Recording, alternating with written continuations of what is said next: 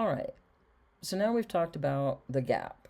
This is where things really start to shift. Because up to this point, most people are still thinking in terms of chatbots. And chatbots have been around for a while. We've used them for customer service, answering questions, basic lead capture, things like that. And now with tools like ChatGPT, they've gotten way better at holding conversations. But here's the problem. They still stop at the conversation. You ask something, they respond, maybe collect a little bit of information, and that's it. They don't follow up, they don't take action, they don't connect to anything or complete a task. So again, you're still the one doing the work. And that's where the shift happens. Because what's replacing chatbots is something completely different. AI agents. And this is actually a really simple concept.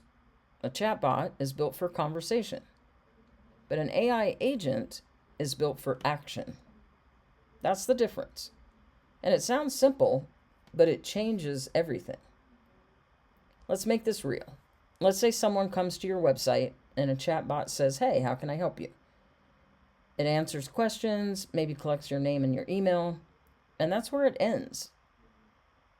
Now compare that to an agent.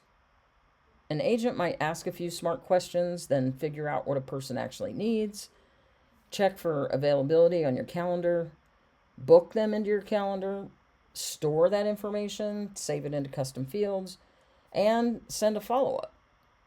Connect to something else. It's the same interaction, but a completely different outcome.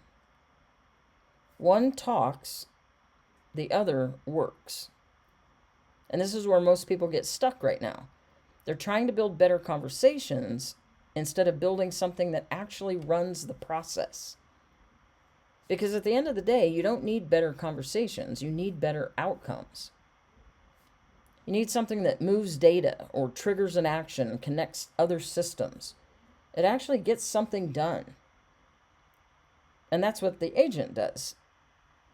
But now here's where it gets interesting, because once you start thinking this way, you stop asking, how do I build a chatbot? And you start asking, what do I want handled for me?